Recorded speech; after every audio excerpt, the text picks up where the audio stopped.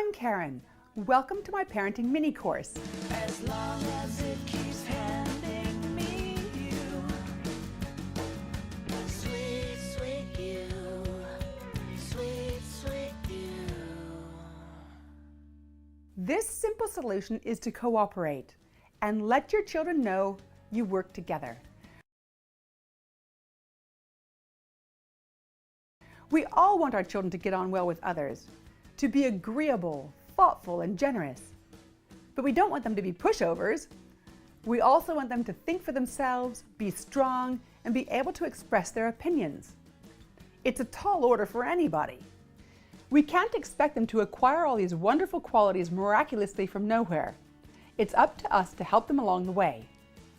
And it's much easier once we leave behind the notion that there's only one right way to do things: ours. If we rule from above, we're unlikely to give our children the opportunity to practice problem solving or expressing themselves. But if we're more open-minded, we can create an atmosphere of cooperation and working together, where everyone's views are respected. This opens up infinite opportunities to teach our children valuable social communication skills. Think for themselves, solve problems, express their opinions clearly and calmly, listen without interrupting, negotiate, compromise, show gratitude, apologize, forgive, be thoughtful and respectful. The list goes on. They'll also gain confidence as we show them how much we appreciate their contributions and cooperation. What more do we want? As a bonus prize, it means that when we blow it, which is inevitable sometimes, we can admit we got it wrong and apologize, and not carry around a 2-ton weight of guilt. It's amazing how easy it is to do all of this.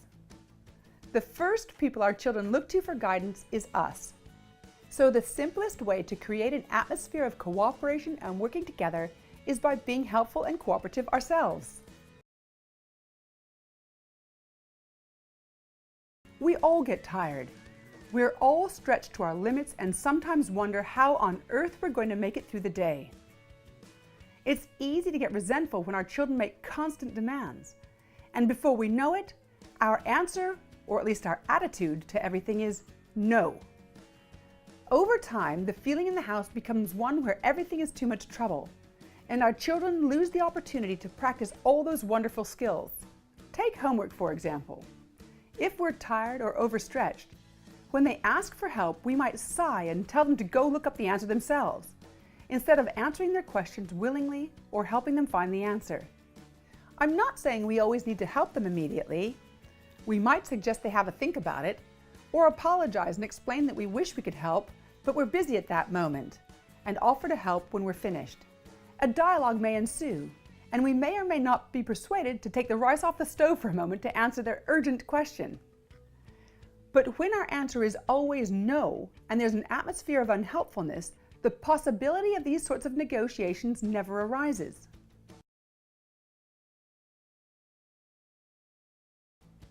The difference is subtle, but meaningful.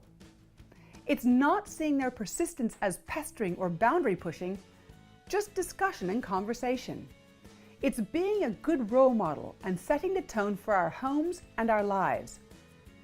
How we behave does make a difference, both to our children and how they behave and experience their lives, and to future generations. Another great way to create an atmosphere of cooperation is to ask our children for solutions to problems or to come up with answers together.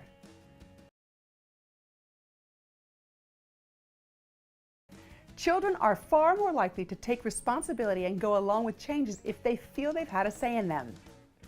We might keep final decision-making power, but it's good for their confidence to know that we respect their ideas. We can ask them independently or get the whole family together to work through problems. Discussions with our children can be about anything, from why they aren't getting on to where they want to go on holiday. A few simple rules will help. No interrupting. They have to take turns. They can say whatever they want when it's their turn, as long as there are no put-downs. And once they've finished, they have to wait their turn again. If your children are young and have trouble taking turns, you might have them pass an object around, and only the person who is holding the object gets to talk. These discussions are an incredible opportunity for our children to learn lifelong skills. In the end, a little cooperating can go a very long way.